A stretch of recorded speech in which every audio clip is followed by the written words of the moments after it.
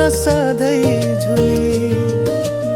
यो संसारमा सधैँ खुसी रहन, तिमी बिना पनि हाँस्न सिक।